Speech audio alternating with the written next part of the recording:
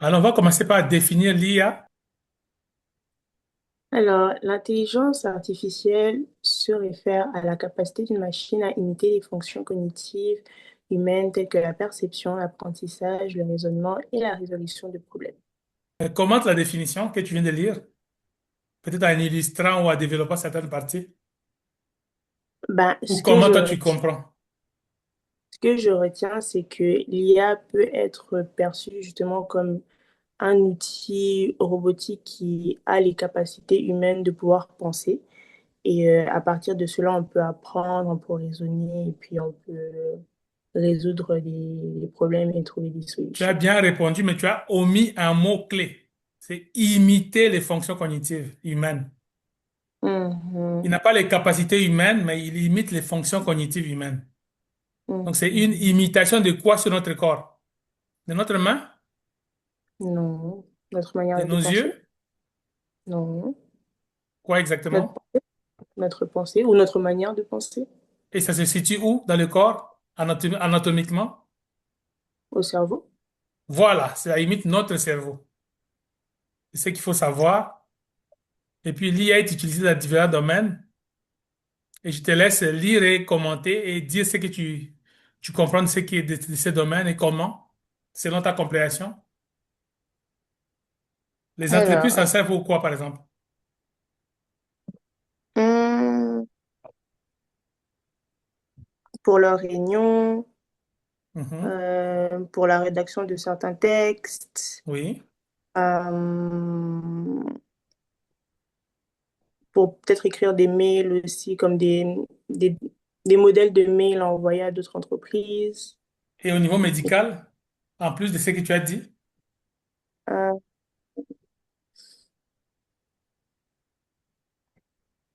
Faire les rédactions, faire les suivis, les comptes rendus, etc. et au niveau médical, Mais ça, justement, les suivis, donc lorsqu'on a les informations d'un patient, ça peut être comme son dossier médical qui peut être mhm, rédigé par l'IA. prise de rendez-vous, Oui, aussi. on va élaborer plus loin. Et le gouvernement, selon toi, ça peut s'en servir pour quoi? Hum, pour écrire tout ce qui est règlement, infraction, structure, etc. Ok, donc ça c'est vraiment général, donc il n'y a pas de mauvaise réponse jusque-là. Et par rapport au fonctionnement de l'IA, comment l'IA fonctionne? En fait, l'IA utilise ce qu'on appelle algorithme. Ouais, ouais. Alors, l'IA utilise les algorithmes et deux formes d'apprentissage, le supervisé et le non supervisé. Hmm. Dans le processus d'apprentissage supervisé, au fait, on apprend à la machine à fonctionner comme notre cerveau en lui donnant beaucoup d'exemples. Mhm. Et l'exemple classique, c'est pour qu'une machine apprenne à reconnaître l'image d'un chat, il faut lui donner des milliers d'images de chats. Pas seulement une image, des milliers d'images de chats. Et si on fait le parallélisme avec notre cerveau, vous savez qu'avec un enfant de 2 ans, vous lui montrez une seule image de chat, il retient tout de suite. Mais pour la machine, il faut des milliers d'images. Donc l'entraînement, ça dure. Il faut l'apprentissage sur un long processus de milliers d'images et d'exemples. Mais ce qui est intéressant, c'est que par la suite, la machine devient performante et puis elle peut reconnaître l'image, le chat dans tous les contextes possibles. Même si vous cachez sous l'herbe, la machine va détecter qu'il y a un chat dans les motifs cachés. Donc, il va être beaucoup plus efficace. Et puis, dans la personne non supervisée, maintenant, c'est la machine qui détecte tout seul à partir des structures qui sont présentées. Donc, ça, ce sont les deux formes d'apprentissage, mais ça utilise les algorithmes. Et on va dire c'est quoi un algorithme dans ce qui est écrit à l'écran. Et c'est Emmanuela qui va lire encore. C'est une suite d'instructions précises et ordonnées pour résoudre un problème ou accomplir une tâche spécifique. Ok, ça te fait penser à quoi? Une suite d'instructions précises et ordonnées pour résoudre un problème ou accomplir une tâche spécifique. Dans la vie Ben, courante. imaginons, c'est comme donner une recette. Du coup, quelqu'un, par Voilà! Tu es très exemple, intelligente. ben, imaginons, on doit préparer du poulet. La première OK? étape, ben, si on a déjà le poulet, la première étape serait de le laver, le sécher, Mhm. couper, assaisonner, cuire et puis servir. Et même cuire, il y a des étapes à suivre donc, pour que ça puisse Ouais. sortir normal. OK, maintenant, l'objectif de l'IA, ça sert à automatiser des tâches, à résoudre des problèmes difficiles, à améliorer l'efficacité dans divers domaines. C'est ce qu'on va voir dans les exemples. Mhm. Mais là où je voudrais maintenant que tu illustres, c'est ce qui s'affiche maintenant à l'écran. Donc, tu vas essayer d'illustrer chaque cas selon ce que tu comprends. Et c'est des exemples d'utilisation de l'IA. Le premier, c'est la reconnaissance faciale. Dis-moi comment ça te parle et donne des exemples. Euh, ben, ça prend les informations de ton visage pour reconnaître que c'est toi. On peut Exact, prendre ça c'est l'exemple, l'explication. on peut prendre l'exemple de nos téléphones intelligents, enfin, Mhm. iPhone entre autres. Et Oui, like ID Face, ouais, le c'est, Face enfin, ID. Face ID. C'est exactement Donc, c'est ça. l'IA qui fait ça. Et puis, en fait, ça se relie à ce que j'ai dit précédemment pour l'apprentissage supervisé. Mhm, Parce qu'il a retenu tous les motifs de ton visage. Donc, il suffit que un élément change, ça ne marche plus. mhm, mhm. Le système de recommandation, à toi la parole encore. De recommandations. Ben, je ne sais pas si ça c'est pertinent, mais imaginons sur les réseaux sociaux, selon nos Mhm. intérêts, comme le réseau social va faire en sorte de nous donner des recommandations par rapport à ce que nous on aime. Imaginons, j'ai eu à liker du foot, par exemple, en ce moment, je pense qu'il y a la Ligue des Champions. Bref. Et du coup, là, les prochains posts que j'aurai sur mon For You page, ben, ça sera des posts en rapport avec le foot. Donc, de la... Est-ce on peut aussi parler de système de suggestion? Ouais, ouais, c'est exactement ça. En fait, l'IA utilise ton habitude de consommation pour te proposer des choses similaires. Et au niveau Hmm. commercial, c'est très utile. Mm. Et je vais demander à Papa Fidèle d'illustrer pourquoi c'est important pour au niveau commercial. Parce que c'est comme ça que les clients euh, achètent ce qui répond à leurs Besoin. desiderata. Euh, Par Et les exemple, si compagnies tu... trouvent des clients plus Ouais, facilement. ouais, ouais, ouais. Donc, au lieu C'est exactement ça. de tâtonner, on te dit, on te propose, par exemple, le parfum, la marque et la quantité. Selon ce Comme ça, qu'on t'a vu puisque... regarder sur YouTube ou bien sur Google. Voilà, voilà. C'est ça le ciblage commercial. Et puis, on te garde toujours en train d'acheter parce que ça ne se termine jamais. Ils savent Mhm. qu'après un mois, tu auras besoin de ces parfums-là. Ils te proposent encore. Et même quand tu partages à tes amis, alors tu leur donnes maintenant la porte ouverte. Ils vont cibler tes amis. Ouais, ouais, Mhm. Et ça, c'est ouais. l'IA qui fait tout ça. On n'est pas Hmm. médecin ici, mais on va s'aventurer. On commence par notre Emmanuela qui va illustrer la médecine. Dis tout ce que tu sais, ce que l'IA fait en médecine. Ben, vous l'avez mentionné au début, ça peut être tout ce qui est prise de rendez-vous, Mhm. établir des diagnostics, etc. Ça peut être aussi Exact. pour la détection de certaines maladies, ben, Mhm. avec les machines, entre autres, le cancer, les AVC, etc. Ça peut être aussi utile pour découvrir des potentiels médicaments pour soigner certaines Exactement. maladies. Ouais. Tu as tout couvert. Je suis vraiment heureux. Est-ce Parce qu'on que peut tu as faire parlé un du lien entre... cancer. Grâce Mhm. à l'IA, on peut détecter certaines formes de cancer avant même que ça se déclare. Mhm. Olivier, tu voulais Cardinal, est-ce qu'on peut ajouter? faire... Est-ce qu'on parle de plus en plus de la télémédecine, hein? Je voulais évoquer notamment la télémédecine. Hmm. Comme Emmanuela le disait, toute la partie euh, de rendez-vous aujourd'hui, on n'a pas Mhm. vraiment forcément besoin de se déplacer pour aller dans un centre de santé. On peut faire de Hmm. la télémédecine Mhm. et aussi pour certains examens. Très souvent, c'est la goutte épaisse. Hmm. Tu n'as pas besoin de te déplacer, hein. C'est vraiment... voilà. Et aussi, dans la prise des médicaments, si on te prescrit un médicament pendant 3 mois, avant que ça ne se termine, Hmm. on peut t'envoyer des rappels, on peut Hmm. t'envoyer, et même pour les personnes qui sont à mobilité réduite, Mhm. la médecine a été suffisamment aussi boostée par le IA pour aider énormément, hein, je crois. Ouais, Tu vois, Absolument. Tout ce que Fidèle. tu dis est vrai. Et je vais ouais. ajouter à ça un élément peut-être que Emmanuela va découvrir ou peut-être qu'elle sait. Emmanuela, tu as déjà entendu parler des jumeaux numériques? Non. Ok, c'est peut-être quelque chose de nouveau. C'est grâce à l'IA maintenant qu'on peut faire des jumeaux numériques. En fait, on fait Mm, une copie numérique de ton corps. Et puis Mhm. on mm, teste des médicaments sur la copie avant de passer sur toi. Si mm, la Wow. copie réagit Waouh! bien, alors on mm. administre sur toi. Donc on ne peut plus se servir de toi comme un cobaye. Cobaye. Maintenant, Wow. Waouh! on fait une Mm, copie de toi de façon numérique. Et mm. puis on voit comment ça Et réagit sur la copie avant de passer sur l'humain. c'est ça Mhm. les clones. Clones. Bon, Mhm. c'est Mhm. pas du clonage comme tel, mais on simule le clonage, mais au niveau numérique.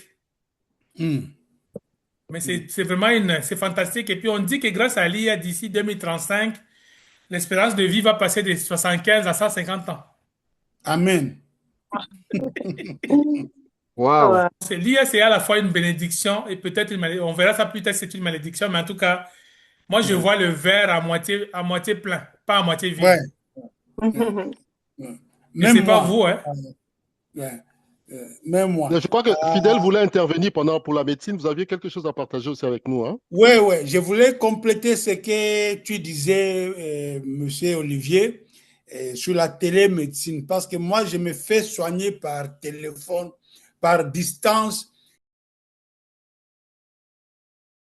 et chaque matin, à 7 heures, je prends mes médicaments, à 9 heures, je fais le test de...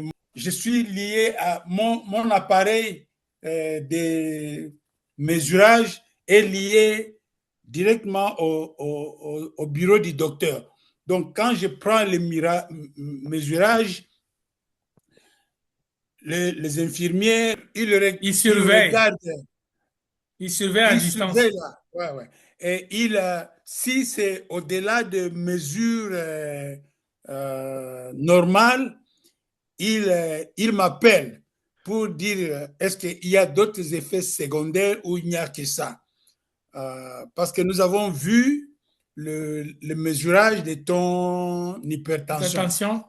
Ouais, Hmm. ouais. Soit c'est haut ou bien, bon, on te dit, voilà, continue à boire beaucoup d'eau. Donc, c'est ce que tu disais là, Monsieur Olivier, sur la télémédecine. Moi, j'expérimente cela avec mon hypertension. Ok. Donc c'est très efficace. Et maintenant, Très allons efficace. dans les niveaux des véhicules, les véhicules autonomes. De quoi parle-t-on ici, Emmanuela? Oh. Euh, Bah, je vais prendre un premier exemple. Et je pense la Tesla, les voitures qui peuvent être conduites par elles-mêmes. Déjà, je pense Mhm. que c'est un bon exemple. Et puis de Oui. manière générale, pour les voitures qui sont encore manœuvrées par les humains, mais c'est tout ce qui est aide à la géolocalisation, donc tout ce qui est Google Mhm. Maps, etc. La prise de décision, par exemple, je sais que pour notre voiture, tout ce qui est quand on recule, enfin, on a notre caméra, quand on est en train de dépasser les lignes, on a les sons, les Mm, Mhm. détecteurs, etc. Tout ce qui est contrôle de vitesse également dans certaines mm, voitures. Et moi, je pense que ça serait les éléments que je mentionnerais. Et même mm, le train, il y a beaucoup de trains qui sont sans puissant chauffeur, hein. mm, Oui, oui, bah, le REM. mm, Le REM, Le REM ouais. n'a pas de chauffeur exactement. Et dans tous les grands Extraordinaire. aéroports, le train mm. qui vous amène d'une porte à l'autre, d'un gate à l'autre, c'est sans chauffeur souvent. Ouais, Mm, Et à Paris, la plupart des métros, c'est sans chauffeur. ouais, mm. ouais. Ça, c'est des exemples de véhicules autonomes, mais il y a un qu'on n'a pas mentionné, qu'on utilise dans la vie courante. Même en Ukraine, on l'utilise. Mm. Quand ça pour le drone, Drone, ah, exactement. Drone. Mm. C'est des véhicules autonomes aussi. Ouais. Que ce soit pour qu'on peut photographier ou pour bombarder, ou pour livrer des médicaments ou du stock, c'est un véhicule autonome. Mm. programmer à partir d'un téléphone Ouais, ouais. intelligent, Et puis vous tu peux tout suivez le gérer. parcours et tout. Ouais, ouais. Et là, je félicite encore Emmanuela parce qu'elle a tout illustré comme je le fais dans mes cours. Mm. Il a commencé par la Tesla et puis il a tout bien fait. On avance, on arrive maintenant Traduction à automatique. l'avant-dernier, traduction automatique. Ça, c'est simple. J'imagine que Emmanuela l'utilise déjà, la traduction automatique. Oui, bah, je dirais oui, mais la plupart du temps, bah, vu que je parle anglais, enfin, c'est vraiment juste entre français et anglais. J'ai pas beaucoup de textes dans les autres langues pour l'instant. Mais oui, en tout cas, tout ce qui est traduction écrite, reconnaissance vocale, traduction vocale en temps Mais tu réel. utilises quoi, l'IA ou bien les outils traditionnels comme Google Translate?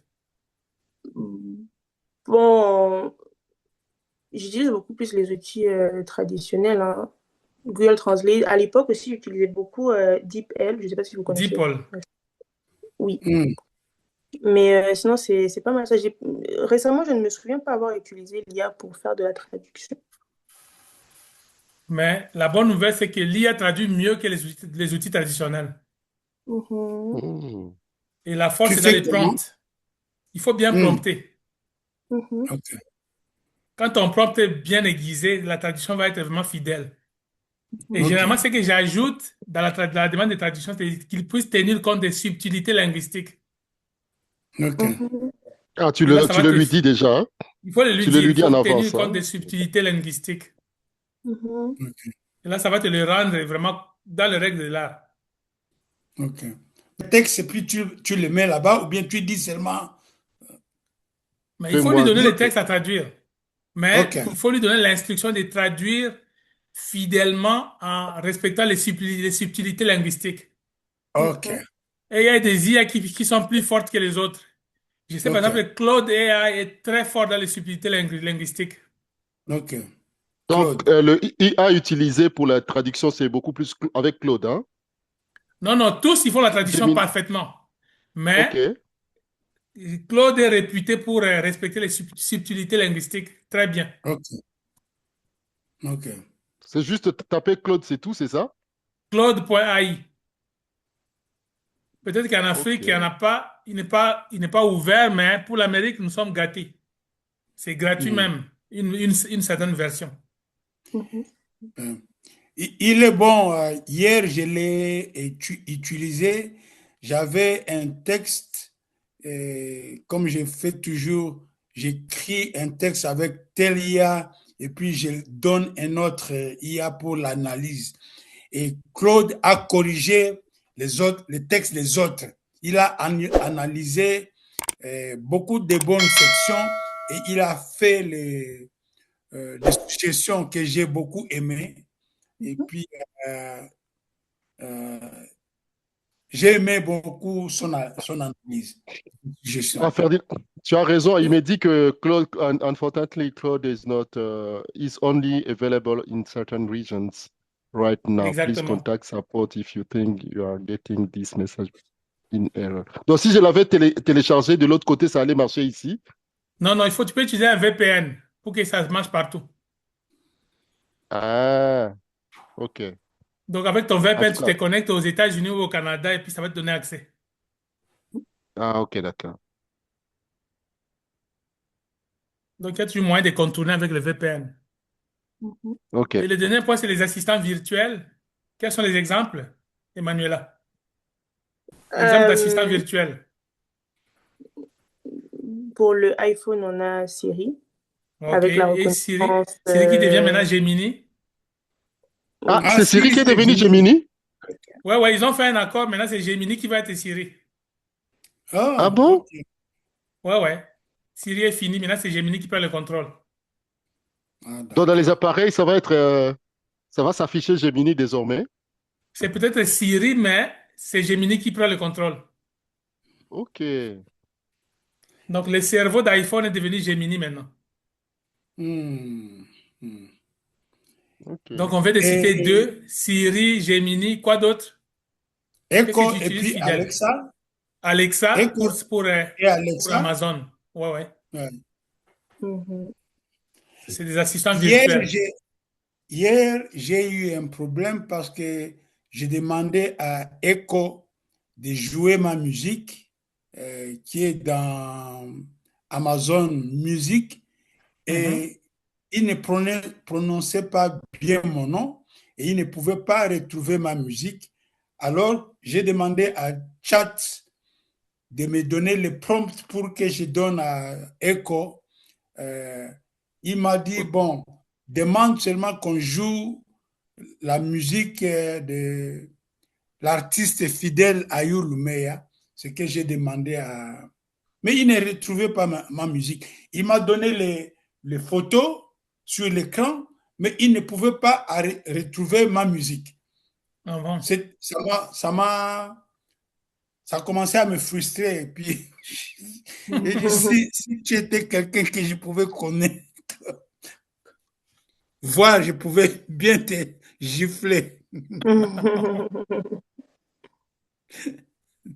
Alors, maintenant, on va parler du prompt. Ce que tout le monde connaît déjà. Et Emmanuel, tu vas lire la définition du prompt? Un prompt est une instruction ou une requête donnée à une intelligence artificielle pour qu'elle effectue une tâche spécifique. Il s'agit du texte d'entrée que l'utilisateur fournit à un modèle de traitement du langage naturel, comme ChatGPT, pour générer une réponse ou accomplir une tâche. Ok, la définition parle d'elle-même, n'est-ce pas? Ouais. Et puis même ce qui suit là, c'est facile à comprendre. Le plus important, c'est comment formuler un prompt efficace. Et je te laisse lire encore. Être précis et clair. Un prompt bien formulé doit clairement indiquer ce que vous attendez de l'IA. Pour les prompts, plus le prompt est précis, plus la réponse sera pertinente. Contextualisez. Fournissez le contexte nécessaire pour que l'IA comprenne le cadre de la tâche. Cela peut inclure des informations sur le domaine professionnel spécifique ou des détails sur les cas concrets. Ça, c'est très important. Et ça, je résume ça souvent dans 3 lettres. RCT. C'est une autre façon de vous dire comment formuler des prompts efficaces. Il faut toujours donner à l'outil d'IA un rôle d'expert. Et tu peux dire, tu es un expert en accès humanitaire, par exemple. Ou tu es un expert en n'importe quel domaine que vous voulez faire, en droit civil de la RDC, où tu dis agis en tant qu'expert en violence basée sur les genres. Ça, c'est vraiment capital. Si vous lui donnez un rôle, il va vous donner quelque chose de beaucoup plus élaboré que si vous dites tout simplement comme ça, simplement, rédige-moi un projet sur telle chose. Il faut d'abord lui donner un rôle d'expert. Après, il faut lui donner le contexte de la tâche. Et puis à ça, donc rôle, contexte et tâche, RCT. Mais c'est aussi important de lui donner des contraintes et puis le format de sortie. Contrainte, c'est comme, par exemple, je veux que ça soit en 10 pages ou en 5 paragraphes. Et le format de sortie, c'est je sais pas, je veux que ça soit en puce ou en... En Le PDF. format de sortie, est-ce que vous voyez ce que c'est, non? Bullet Comment ça sera points. présenté? Ce qui va générer, ce qu'il Exactement. devra générer à la fin. C'est ça le format de sortie. Et si vous avez des exemples, c'est toujours mieux de lui donner des exemples de ce que vous voulez obtenir. Ça l'outil encore mieux. Et voici un exemple de prompt que je vais laisser Emmanuela lire. Recherche académique. Peux-tu m'aider à formuler un plan de recherche sur le thème de l'impact des politiques d'éducation inclusive sur la réussite scolaire des élèves en situation de handicap dans les écoles secondaires publiques en France? J'aimerais que tu me proposes une introduction, des questions de recherche, une méthodologie et un objectif pour cette étude. Et c'est quoi le format de sortie ici? Et donc, il va faire une introduction, des questions de recherche, une méthodologie et puis donner un objectif. Exactement. Donc, ça sera Donc, ce prompt est complet, même si on n'a pas donné le rôle d'expert. Quel rôle on peut lui donner ici pour compléter les prompts? Frère Audi, ça va? Tu es expert dans le domaine des politiques d'éducation inclusive. Ouais, ça peut marcher aussi. Rédige un contrat de prestation de service entre une entreprise et un consultant indépendant en se basant sur la législation française. Ok, regarde attentivement, je vais te poser une question piège. C'est quoi le contexte ici dans ce prompt? Qu'est-ce qui définit le contexte dans ce prompt? Le contexte, c'est quoi dans le prompt? On parle de prestation de service entre une entreprise et un consultant indépendant. Ouais, mais le contexte de la tâche, c'est quoi?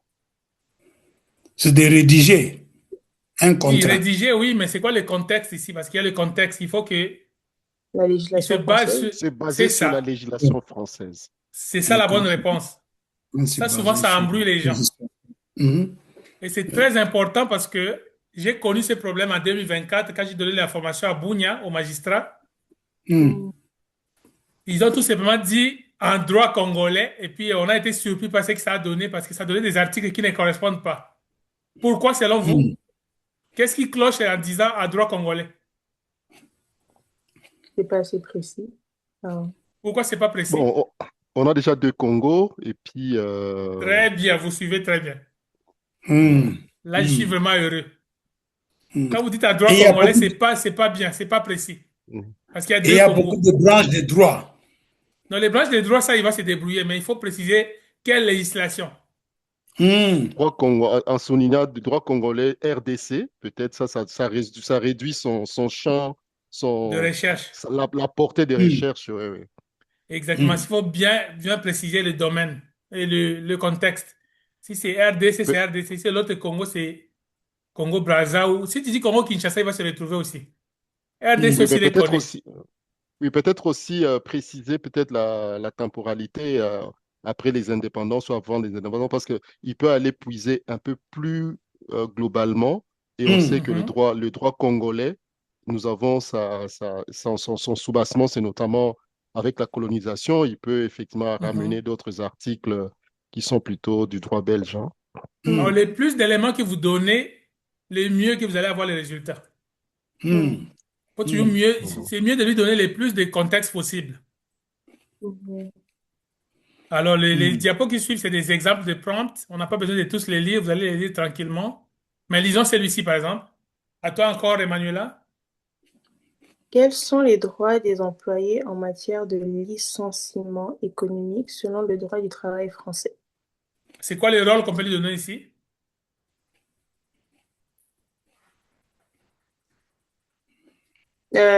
En tant que, enfin, je dirais 50. En tant que RH, expert en tout ce qui est employabilité, etc.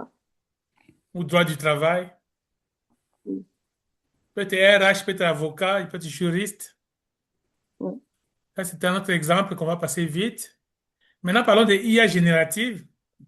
Et Mhm. pourquoi on dit générative, Emmanuela? Pourquoi générative? Donc, ça va générer enfin, une image, un son, ça va nous donner quelque chose. Donc, ça crée du contenu nouveau et original. Il crée. Mhm. Voilà le mot. Mhm. Toujours en imitant la créativité humaine, toujours en imitant notre cerveau. Et Mhm. ici, encore, je veux faire rigoler. Une personne a dit une fois que ça peut générer des revenus. Ah, Mhm.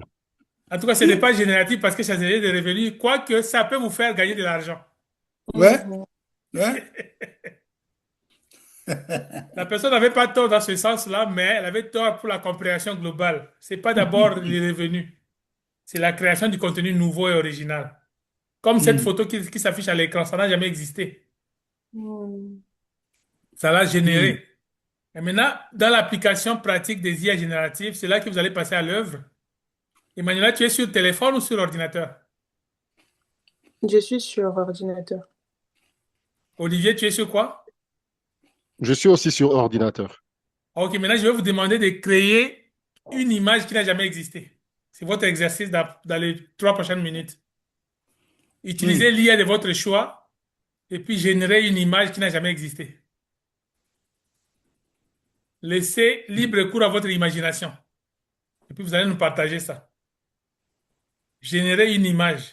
Ça peut être un tableau de peinture, ça peut être n'importe quoi, mais générer une image. Il y a une image qui s'affiche là, Ferdinand. Ça, c'est moi qui ai Ah, partagé. ça c'est Ça Olivier. Ouais, écrit, ok. ça écrit quoi? On voit l'image stratégie d'accès humanitaire au Mali. Et c'est moi qui suis Oh, en train de vraiment. présenter ça. Ah, c'est toi qui Oh, présente, ok. Ah, c'était quoi Non, ton je prompt? lui ai dit Hmm. de me présenter, de créer une image comme ça pour moi. Ok, c'est Ouais. parfait. Et vous avez vu l'image de Fidèle, c'est affiché? Non, Non, c'est non, non, beau. pas encore. Peut-être Il est j'arrête là, elle est Il là. est là. Non, non, j'arrête pour moi. Arrête chez toi, tu vas le voir. Hmm. Ah oui, je viens de voir ça. C'est ça, les musiciens, ils cherchent toujours les femmes, hein. Ouais.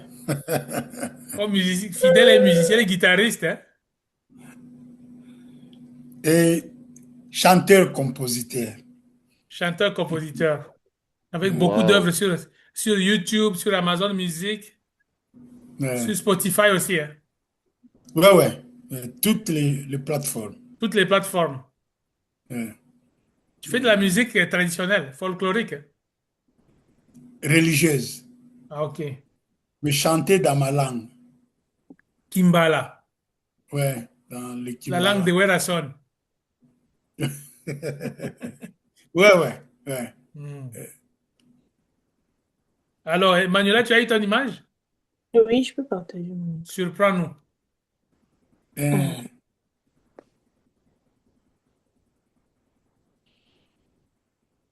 Et puis, Olivier, ça tombe bien parce que ChatGPT est devenu très bon pour les images. Ah vraiment. bon? Ok. Est-ce Ouais, que vous ouais, ça voyez fait mon même écran? les affiches, ça fait très bien. Oh, ça, c'est une Hmm. affiche. Emmanuel, C'était quoi c'est une ton affiche. prompt? Créer une peinture de style cubiste de plusieurs animaux qui mangent des céréales. Ouais. Waouh. Tu, tu, Mhm. Waouh. ton prompt était quoi? C'est écrit là-bas, Créer, create a paint of cubism style of multiple Oh, animals ok. eating cereal. Oh. C'est tout un chef-d'œuvre, là. oui, Ouais, ouais, Et ça ouais. Tu mange du l'avais Fruit déjà, Loops. tu oui. l'avais déjà fait avant ou bien c'est la première fois que tu le fais? Mais j'avais déjà généré des images avant, mais c'est la première fois que enfin, je fais Avec ce ce prompt. prompt-là, hein? Oui, Ah oui. d'accord, Ouais, ok. ouais. Ah, mais c'est magnifique. OK, chacun fait son image. Une autre application, c'est dans les marketing et communication. Vous avez toujours mon écran, hein? Oui. Oui. OK, génération des slogans, ça c'est facile. Des Hmm. contenus publicitaires. Ça peut servir à faire quoi? Tu peux le lire? Création de supports pédagogiques personnalisés. Exactement. Surtout l'histoire de la famille de Jacob. Ah, tu Et aimes cette Mhm, Jacob, histoire, hein? Saül et leur maman Rebecca. J'ai mhm, toujours cherché vraiment à jouer cela avec les cartoons, avec des programmes. Mais je n'ai Mhm. pas réussi avec les programmes. Comme toujours, la technologie est très, très compliquée pour moi. Même quand on Heureusement dit que l'IA évolue. ouais, j'attends cette évolution. À chaque fois que je crois, Mais elle est et déjà là, sauf qu'elle est payante. C'est pas gratuit. ouais, ouais, Avec VO3 des Google ou Sora VO3 des... Google, Ouais, ouais, VO3. Il faut payer, mais ça fait tout ce que tu veux, toute la vidéo. ouais. Le jour où j'ai ça, le monde est à moi. Et pédagogique, Entre autres, oui. Entre autres. ouais, ouais. Mhm. Cette histoire de Jacob et de la famille de Jacob, l'histoire biblique est vraiment bon pour euh, le, le, les cartoons et pour Mhm. l'éducation à la paix. Mhm. Ok. Donc, Merci. Ferdinand, concrètement, ça Oui. devrait être quoi? C'est-à-dire, tu prends la Bible et puis avec ton prompt, tu lis. Concrètement, ça devait se passer comment? C'est que, OK, on va faire une simulation qu'on a faite dans la session qui précédait, ok, Hmm. avec Quen d'ailleurs, qu'on avait utilisé. ok. Donc, je demandais qu'il me fasse un prompt, hein. C'est ça le méta-prompt. Hmm. Rédige un prompt parfait. En fait, le méta-prompt, c'est pas que vous demandez à l'IA directement, mais vous lui demandez en De précisant des lui, choses.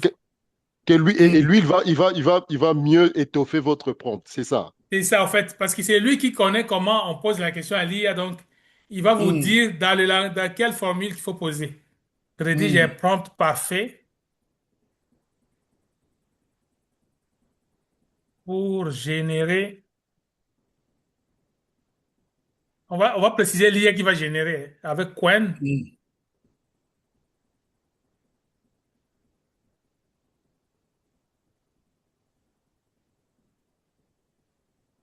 Une courte vidéo.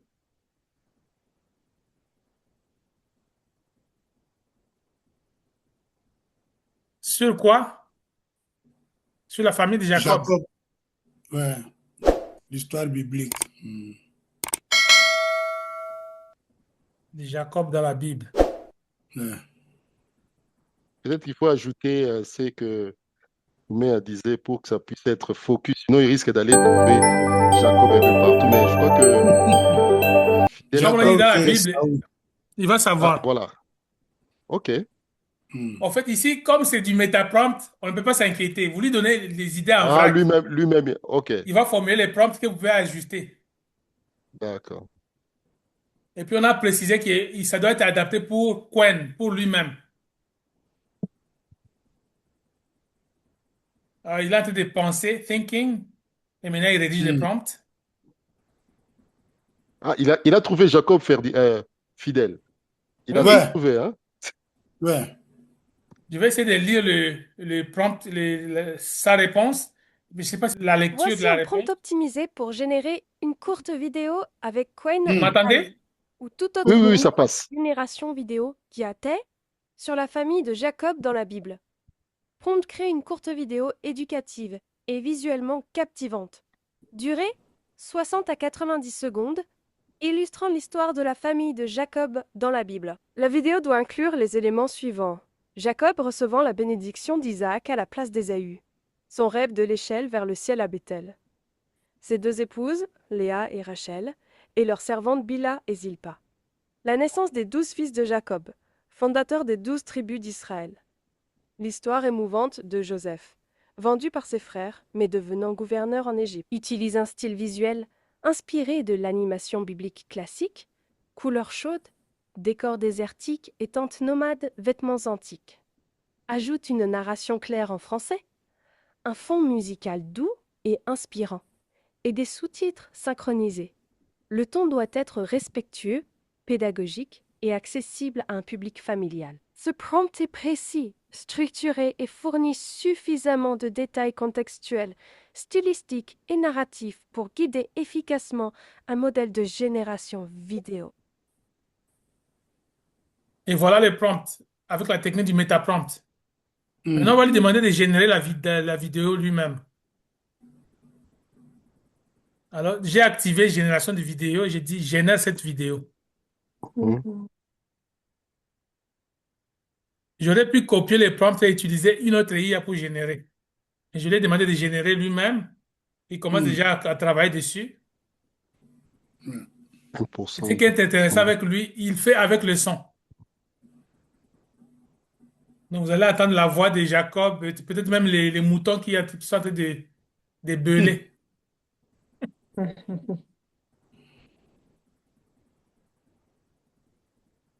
Si vous demandez une explosion, ça va vous le faire. Vraiment.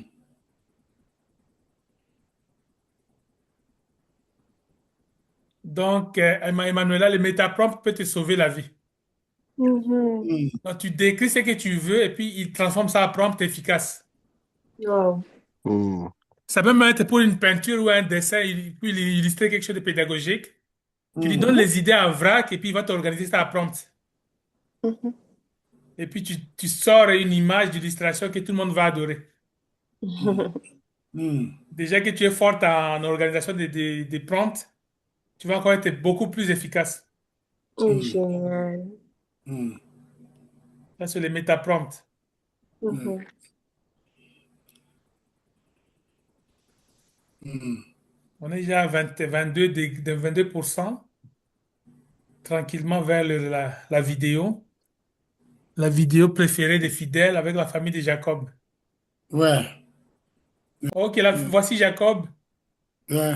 La famille est là. Ok, voyons maintenant la vidéo.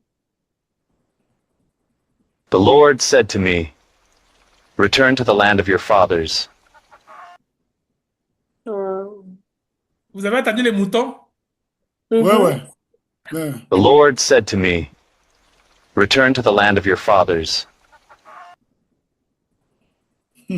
Et voilà, c'est comme ça qu'on fait les vidéos avec Quen. Vraiment. Mhm.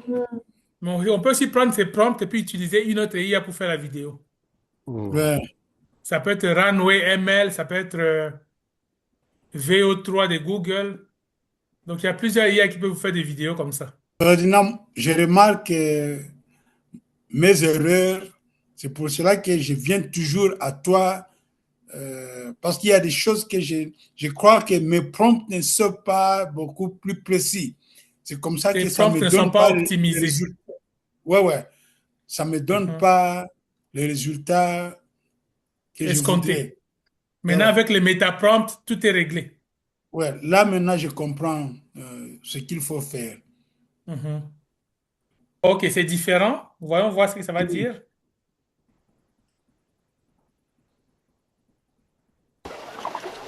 יכתב עלו אבני מטה לשמין ומשמני הארץ.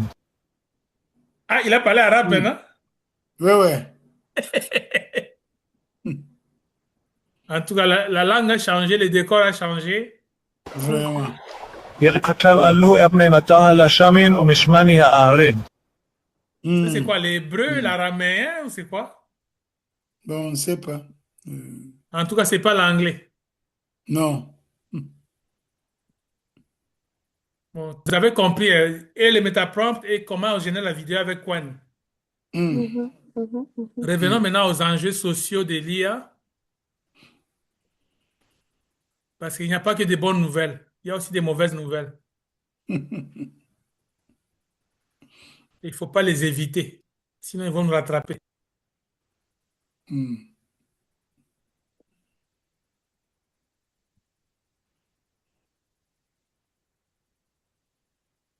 Alors, je vais demander à Emmanuel de lire à haute voix ce qui est affiché. Les humains ne seront pas remplacés par l'IA, mais par des humains qui utilisent l'IA. Arrête-toi Préparez-vous à là. Juste le premier paragraphe, qu'est-ce que ça veut dire? Ben, dans le fond, on ne sera pas remplacé par en soi l'intelligence artificielle, mais par des gens qui vont utiliser excessivement cette dernière. Ceux qui vont maîtriser son usage. Ce que vous êtes en train de faire maintenant. Alors, qu'est-ce qu'il faut faire en conséquence? C'est ce que je vais dire maintenant. Préparez-vous à transformer votre pratique professionnelle et à découvrir de nouvelles perspectives offertes par l'IA dans votre carrière. C'est ce qu'il faut Former. faire. Se Former. former. Renforcement des capacités. Ça peut pas être plus clair. Je pense qu'on a affaire à une érudite dans la salle. Maintenant, parlons des impacts sociaux. Il y a du positif et du négatif. Qu'est-ce qui est positif? L'automatisation des tâches répétitives, l'augmentation de la productivité, l'accès facilité à l'information et le support pour la créativité et l'innovation. Absolument. Et qu'est-ce qui est négatif? La perte potentielle d'emploi, les biais algorithmiques possibles, les risques de deepfake, les questions éthiques et de confidentialité. Ok, vous voulez qu'on s'appétisse sur quoi? On atterrit sur quoi? Négatif, positif? Est-ce qu'il y a des questions? Du côté positif, est-ce qu'il y a des questions ou des choses que vous n'avez pas comprises? Non. C'est assez clair pour les positifs. Et le négatif? Perte possible d'emploi. Alors ça, c'est visible. Les biais algorithmiques? Ça vous va aussi ou bien vous avez besoin d'explications là-bas? Donne un Non, peu d'explication. C'est quoi ça un biais? Bias. C'est quoi C'est les quoi? bias? Le biais, c'est quoi? Quelque chose qui est biaisé. Ça vous parle, non? Ouais, ouais. influence. Donnez un exemple. d'une biaise. Un Mais bias. c'est comme par exemple, quand on dit une personne qui est biaisée, elle va prendre une décision par rapport à sa situation, comme elle est influencée par quelque chose qui est en train de lui arriver. C'est ça, c'est des influences qui faussent nos jugements. Hmm. Donc, ça peut être des stéréotypes aussi. Mhm. Ouais. Ouais. Alors, ici, la base, ce qu'il faut comprendre, c'est que l'IA a été entraînée sur des grandes quantités de données, comme on parlait de Hmm. l'apprentissage supervisé. Et Hmm. la clé de succès, c'est dans la qualité des données d'entraînement. Si les Hmm. Mhm. données étaient erronées, les résultats vont être erronés aussi. Hmm. Mhm. Donc, on parle des données d'entraînement. Si ça a été entraîné Hmm. sur des fausses informations, il va aussi cracher des fausses informations. Hmm. Mhm. Les fake news. Voilà. Alors là, on parle de garbage in, garbage out. C'est-à-dire que les données d'entraînement qui ont servi à la préparation de l'IA, si elles étaient erronées, l'IA ne peut cracher Hmm. que ce qu'elle a mangé. Mhm. Donc, garbage in, garbage Hmm. out. Alors, les exemples de biais, des biais, c'est des discriminations, par exemple. Au début, Hmm. quand ChatGPT, on lui demandait des images, il ne sortait que des images de personnes blanches, jamais des noirs. Hmm. C'est ça les biais algorithmiques. Parce que les données d'entraînement qui ont été utilisées étaient plus occidentales. Donc, il y avait moins de Hmm. données d'Afrique, par exemple. Mhm. C'est Hmm. ainsi que quand vous lui demandez quelque chose propre à l'Afrique, il vous sortait n'importe quoi. Et parfois, c'était offensant, Hmm. hein. Mhm. Et un autre biais, c'est par exemple, on Hmm. associe toujours Satan à une image noire, Dieu à une image blanche. Hmm. Mhm. Ça, c'est un autre Hmm. biais. Puis l'IA peut aussi reproduire ça. Mhm. Ouais. Alors, l'autre risque, c'est Ouais. le risque de deepfake. C'est quoi un deepfake? Hmm. Ça peut être un exemple si vous ne savez pas définir. Ben, c'est toutes les Euh, images faussées, les informations qui sont pas vraies mais qui paraissent vraies. hmm. Alors, En généralement, ça parlant c'est, de... oui, ça c'est fake. Mais quand on ajoute deep, généralement c'est image, vidéo, donc avec tout d'une avec personne des- sauf la vérité. Mhm. Ouais. Donc on prend l'image des fidèles, on le met dans un contexte, en train de dire des choses avec son thème vocal, mais il n'a jamais dit ça. Mhm. Ouais. C'est Ouais. ça le Surtout deepfake. ces jours-ci. Ça devient On voit beaucoup plus cela dangereux beaucoup. et Hmm. ça puise dans les réseaux. Ouais. Ouais. Et c'est pas facile de repérer que ça, c'est une image générée par IA. Mhm. Parce que On a les IA deviennent de tendance. plus en plus performants, Ouais. ça devient comme c'était la vérité. Ouais. Et puis Et c'est- l'autre problème, c'est question de confidentialité et d'éthique. Hmm. Il faut toujours savoir utiliser l'IA de façon éthique. Ouais. Mhm. Et puis ne Ouais. pas mettre n'importe quoi dans l'IA, parce que ça peut trahir votre confidentialité. Mhm. Ouais. Ne mettez jamais de données sensibles dans l'IA. Ouais. C'est Hmm. dangereux. Hmm. Alors, l'image que vous voyez là-bas, c'est une grève qui a eu lieu aux États-Unis en 2023. Hmm. Est-ce que tu peux lire ce qui est écrit, Emmanuela? L'automatisation par les IA transforme le marché du travail, suscitant des craintes de perte d'emploi. La grève de 148 jours de la Writers Guild of America en 2023 a abouti à un accord interdisant aux studios d'utiliser l'IA pour rédiger ou éditer des scénarios, bien que les scénaristes puissent utiliser des outils d'IA sous leur propre contrôle, ce qui pourrait inspirer d'autres industries. Exactement. Ça s'est passé en 2023. Mm. C'était Hmm. à Hollywood. Mm. Bon, vous allez relire ça tranquillement parce qu'il y aura un test et puis il y a une question d'examen là-dessus. OK, parmi les enjeux légaux, qu'est-ce que vous voyez à l'écran?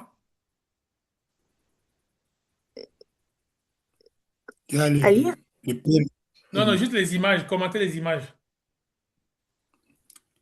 Il y a Trump, McDonald's, et Mhm, puis Apple mhm. et Yes. Adidas. les Adidas. Commençons par Trump. C'est vrai Ouais, ça? peut-être pas, hein. Bon, juste Non, peut-être non, pas. Quels sont les indices qui montrent que c'est pas vrai? les cheveux, euh, Mais ses cheveux sont comme ça. souvent, sa coiffure va vers la côté droite, plat à la tête. Celle-ci est vraiment bien, bien taillée, là. Ok, quoi d'autre? On spécule, hein? Tout est permis là. On Ouais, spécule. Quoi d'autre? euh,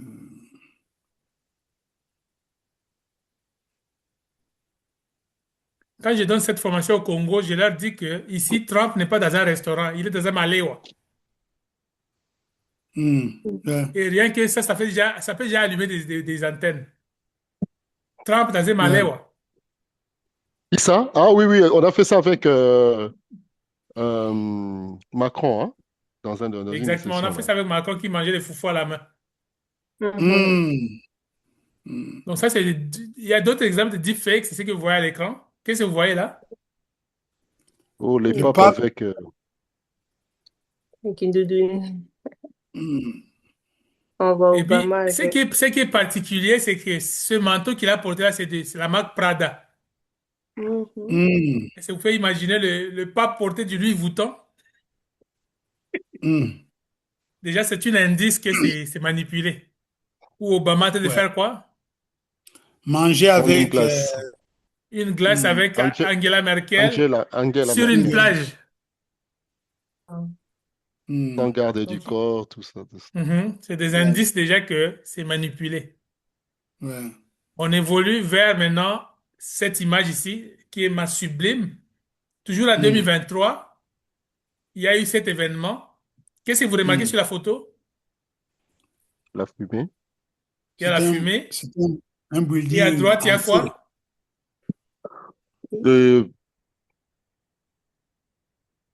C'est le courbe, bien fait, certainement la pour le bourse. finance, la La bourse, hein. bourse. Mm. Hmm, Voilà. Et puis l'explosion que vous voyez là-bas, c'est l'explosion du Pentagone à Washington. ouais. Au fait, une vidéo a circulé le 25 mai 2023 que le Hmm, Pentagone est bombardé. Et qu'est-ce que ça a eu comme effet au niveau de New York? On a eu un mini crash boursier. hmm. Alors, les gens qui ont généré la vidéo ont acheté toutes Vraiment. les actions à moins cher. Et quand le Ouais. monde s'est réalisé que c'était une fake news, le cours de la bourse Wow. a remonté, ils ont tout revendu. Wow. Hmm. Mm. Wow. Donc, Ils on étaient a de rapides. nouvelles formes de criminalité qui Ouais, naissent avec les IA. ouais. Donc, il faut être Ils étaient vraiment rapides. informé. Il faut être informé de comment le monde change avec les IA. Hmm. Mhm. Et parlons maintenant des emplois. On les perd, non? OK, il y a une étude qui dit que l'IA pourrait remplacer l'équivalent de 300 millions d'emplois. Wow. Ouais, ouais, Alors, il faut se demander, est-ce que ça concerne votre domaine? Mm. Tu es ouais. dans quel domaine, Emmanuela? Euh, ben, j'ai fait des études en travail social. OK, le travail social, ça peut encore résister un peu. Hmm. Pourquoi, selon toi? Ben, ça demande vraiment plus l'attention humaine, la Parce présence que c'est même. du relationnel, c'est ça la bonne réponse. Hmm. Tout ce qui est relationnel peut encore résister un tout petit peu. Mais ce Ouais. que vous voyez à l'écran là-bas, c'est vraiment un danger. C'est quoi, par exemple, les human resources? Pourquoi? Ouais, par exemple, pour compter la présence des gens, les fiches de paye, envoyer les gens en congé, tout ça, je Même le pense qu'on peut. recrutement. Le recrutement, c'est Hmm. automatisé maintenant, hein. Mhm. Hmm. Et les content marketing, pourquoi c'est un danger?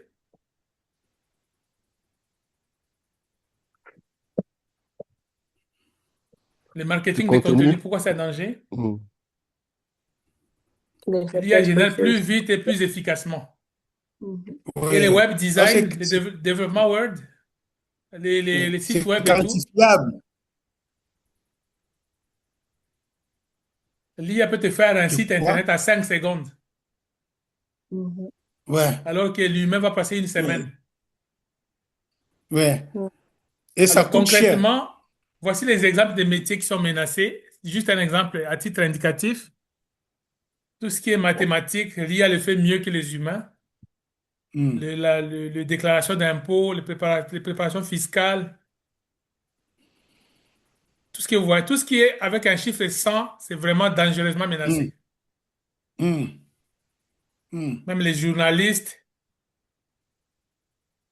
Les écrivains aussi, les écrivains aussi sont dangereusement dans les, menacés. dans les livres, tu programmes. Il y a des livres qui sont maintenant générés par IA carrément de la première à la dernière Ouais, page, c'est ça, hein? Oui, en fait, il ne les ouais, génère pas entièrement, mais c'est un humain qui écrit pas à pas, mais c'est l'IA qui rédige. Mhm. ouais, ouais. Parce que si tu dis que l'IA, il peut te générer tout un livre, mais ça n'aura pas de succès. Parce que tout de suite, on va remarquer que non, non, non. Là, il y a quelque chose, il n'y a pas d'humain dedans. Fidèle qui a écrit beaucoup Ouais, peut confirmer, hein. ouais, ouais, ouais. Parce qu'il y a une touche humaine qui est vraiment propre à nous, hein. Ouais, ouais, Ouais. ouais. Quand tu rédiges, tu as de l'émotion, mais l'IA te fait quelque chose de très mécanique. Hmm. Mais il y a des métiers qui vont résister. C'est par exemple quoi? Abatteur et emballeur de viande. Abatteur et... Alors, Les métiers, vraiment, qu'est-ce que tous ces métiers ont en commun? des métiers manuels. Manuel, oui, oui. Quand c'est manuel, quand c'est relationnel, ça peut encore résister. C'est pas du jour au Mhm. lendemain. Hmm, Mhm. Quoique, ça peut toujours être intéressant pour que ce genre de ces métiers-là aussi se forment à l'IA parce qu'ils peuvent avoir un avantage par rapport aux autres. Mhm. mhm, mhm, Et puis la liste des métiers continue ici. Et même les greffiers judiciaires sont menacés, imaginez. hmm, hmm, Les chercheurs à sciences humaines sont menacés aussi. Les hmm. interprètes et traducteurs, Oh, là, c'est spécialistes, définitif. spécialistes des relations publiques, Mhm. commis des correspondances, waouh, correcteurs des preuves et d'orthographe. Parce que l'IA corrige mieux que les humains déjà. On a vu ça au Congo avec les examens d'État de l'année passée. On dit Mhm. que les examens ont été corrigés rapidement à cause de l'IA. Oui, oui. Alors, la bonne nouvelle du jour, c'est que 85% des emplois de 2030 n'existent pas encore. Mhm. Et Ça pourtant, veut dire 2030, quoi? c'est demain. 85% de 2030 n'existent pas encore. Hmm. Donc, c'est-à-dire avec IA, il y aura des nouvelles, de nouveaux modes, de nouveaux emplois qui vont être créés. C'est ce que ça veut dire. Exactement. Et beaucoup. Oui, oui. Hmm. Hmm. Donc, d'où la nécessité de pouvoir s'imprégner Apprendre. maintenant de manière à Hmm. apprendre. Il Ouais. faut vraiment être Hmm. dans le bain. Sinon, vous serez laissé Ouais. pour compte. Ouais. Mhm. En 3 ans ici, là, ça sera autre chose. Mhm. Ouais. Quand on n'a pas de compétences en IA, on est bien pour rien. Ouais. Je vais vous laisser lire la Moi, suite quand je vais vous envoyer les PowerPoint. Mhm. Temps court au temps long, c'est-à-dire temps de plus en plus court au plan Mhm. technologique, adoption des usages, destruction créatrice, temps de plus en plus long au plan démographique, contraintes de travail, salariat versus freelance, beaucoup de startups qui ont été générées avec les jeunes. On a aussi vu quelque part, Ferdinand, tu en parlais, hein, ceux qui sont Mhm. producteurs de contenu. Beaucoup de gens sont en train de vendre en ligne avec leur téléphone. Et d'autres Exact. innovent, hmm. hein. D'autres sont en train Oui, Hmm. oui. d'innover pour attirer davantage et Fidèle le disait, dans le marketing, Hmm. on peut susciter votre cerveau avec, par exemple, de la publicité, si on veut vous faire acheter des trucs. On le voit aussi à Montréal, hein, avant peut-être l'ouverture de grands espaces. Vous allez voir partout un nom qui apparaît là et Mhm. Hmm. ça crée une certaine curiosité. Et quand ça va s'ouvrir, beaucoup de gens voudront aller voir. Je pense qu'on est plutôt Mm. dans ça, quoi. Exactement. Bon, Et l'obsolescence de obsolescence, nos compétences? de nos compétences, ça croît. Ouais, la Mhm, demi-vie moyenne d'une compétence est de 6 ans aujourd'hui versus 2 ans et demi en 2030. Waouh! mhm. Ça, c'est le Forum Mais social c'est économique mondial mondial, qui a dit ça. mondial, ouais. Davos, ouais. Mhm, Mm. Nécessité d'adopter vite la maîtrise d'une profusion de nouveaux IA je vois pas, IA, par exemple, pour gagner en productivité, en pertinence et en efficacité, mhm. mais apprendre à maîtriser ces outils sans savoir les restituer dans un contexte stratégique et concurrentiel de marque, entreprise, secteur, ne devient-il pas un prérequis? Ça veut dire quoi? C'est-à-dire les gens, À maîtriser les outils d'IA. OK, Mm. d'accord. Mm. Donc, c'est vraiment, Mm. comme on disait à l'époque que l'ordinateur, c'était indispensable. Maintenant, c'est l'IA qui est indispensable. Ouais, Ouais. ouais, ouais. Mm. Mm. Et puis, il y a plus d'explications de tout ce que tu viens de lire dans la slide suivante. Mm. Bonjour et bienvenue à tous. Aujourd'hui, on a une mission un peu spéciale. Oui, on va s'attaquer à un os. C'est ça, on va décortiquer un document qui tient sur une seule diapositive. Une seule, mais d'une densité assez redoutable sur l'avenir du travail. Absolument. C'est une compilation de 5 points clés. Ça vient de sources assez sérieuses comme l'Institut pour le futur ou le Forum économique mondial. Exactement. Et notre objectif, c'est simple, hein. Aller au-delà des affirmations un peu choc pour vraiment comprendre les changements profonds que ça implique pour nous tous. Alors, allons-y. Et ce qui est vraiment intéressant, je trouve, c'est qu'il faut lire ce document comme une histoire. C'est pas juste une liste de courses, quoi. Une histoire, c'est-à-dire Les 5 points s'enchaînent. Ils forment une chaîne de cause à effet. On va partir d'un chiffre, un chiffre un peu effrayant que tout le monde a déjà vu passer. Je vois très bien duquel on parle. pour arriver à la toute fin à une question stratégique qui, en fait, retourne complètement la perspective. C'est un cheminement qui nous montre le vrai problème actuel. Qui est? Ce décalage. On a la technologie qui va à 1000 à l'heure et nous, les humains, avec nos entreprises, nos contrats, on peine à suivre. C'est cette tension qui explique tout le reste. D'accord, j'aime bien cette idée de suivre une histoire. Alors commençons par le début, le premier acte. Le fameux chiffre choc. Les 85%. Voilà. 85% des emplois de 2030 n'existent pas encore. Ça vient d'une étude de Dell et de l'Institut pour le futur. C'est le genre de stat qui fait les gros titres. On l'a vu partout. Partout. Mais cette étude, elle date un peu, non? De 2017, je crois. Est-ce que c'est encore vraiment pertinent aujourd'hui ou est-ce que c'est devenu une sorte de mythe? Un slogan qu'on répète sans trop le questionner? C'est une excellente question et c'est légitime de la poser. Il ne faut pas prendre ce 85% au pied de la lettre comme une prédiction gravée dans le marbre. D'accord. Son intérêt, c'est pas sa précision mathématique, c'est ce qu'il révèle sur la tendance, sur l'ampleur du changement.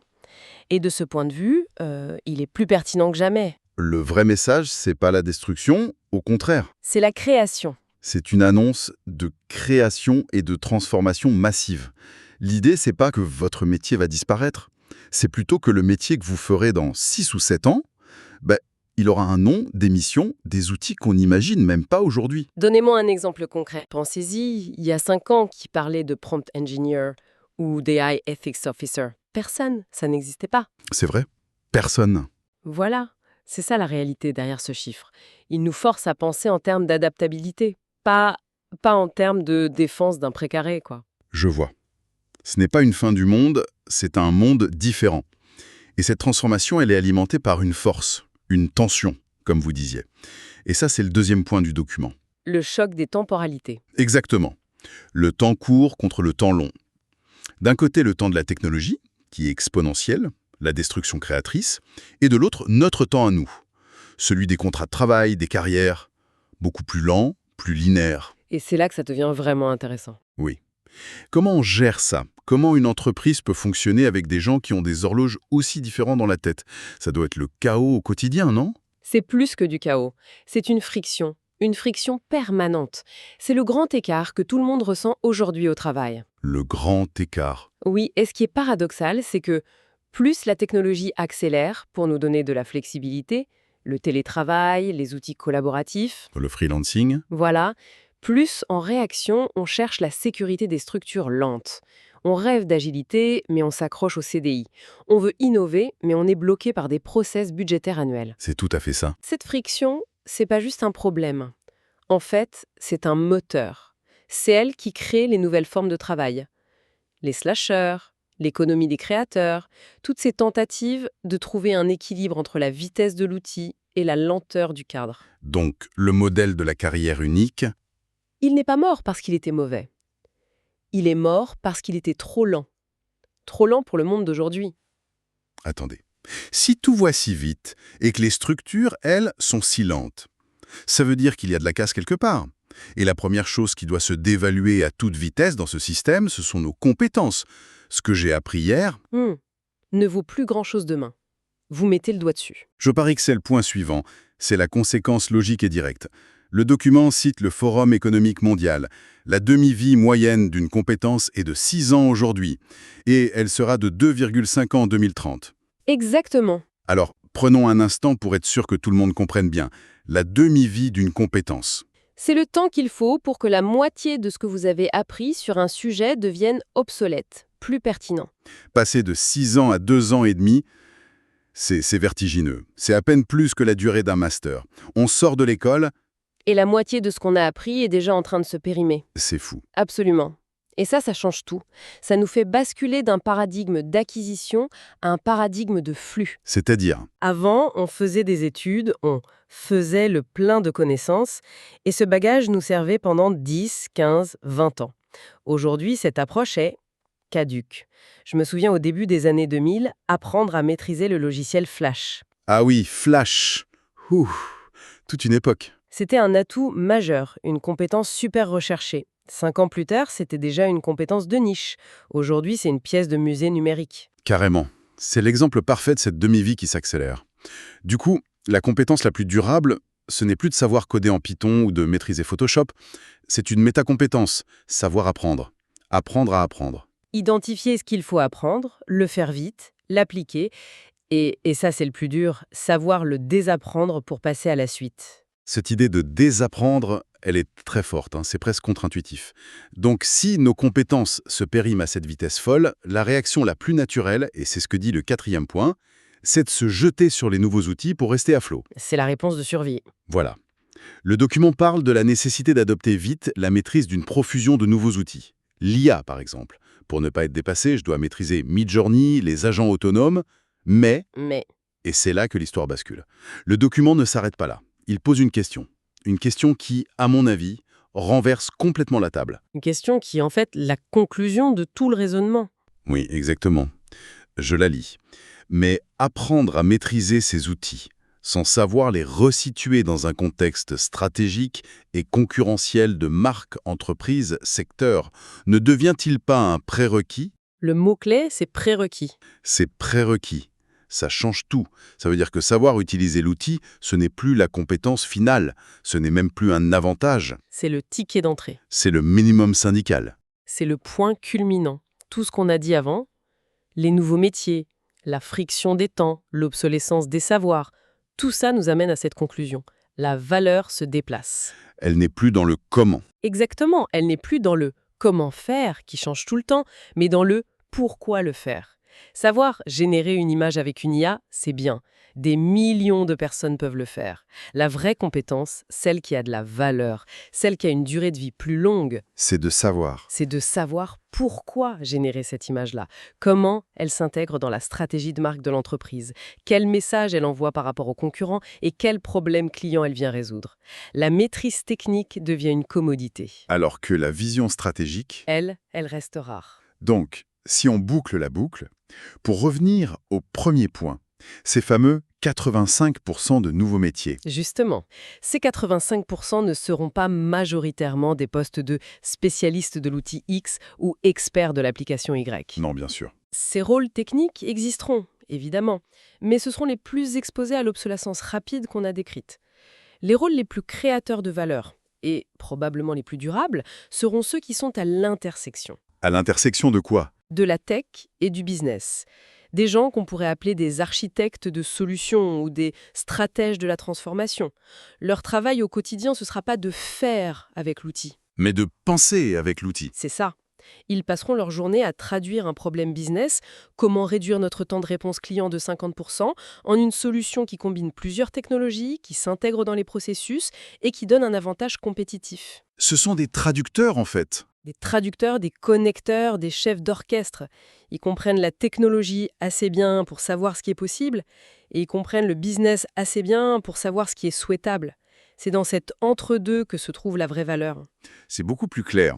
Alors, si je résume le parcours qu'on vient de faire, à partir de cette simple diapositive, Voyons ça. on est parti d'une statistique un peu anxiogène sur la création massive d'emplois inconnus. On a compris que la cause de tout ça, c'est une collision. Le temps ultra rapide de la tech contre le temps beaucoup plus lent de nos organisations. La fameuse friction. Cette friction provoque une dévaluation accélérée de nos compétences, ce qui nous oblige à apprendre constamment de nos nouveaux outils. Mais, et c'est la conclusion essentielle, cette maîtrise technique seule ne suffit plus. Elle devient un simple prérequis. Voilà, la véritable valeur, la compétence qui fait la différence, se situe désormais dans la capacité à intégrer ces outils dans une vision stratégique globale. C'est une excellente synthèse. Et pour celles et ceux qui veulent continuer à réfléchir, tout ça nous laisse avec une dernière question. Une pensée un peu provocatrice. On vous écoute. Le document nous dit que la demi-vie d'une compétence va tomber à 2,5 ans en 2030. C'est déjà un défi immense pour chacun de nous.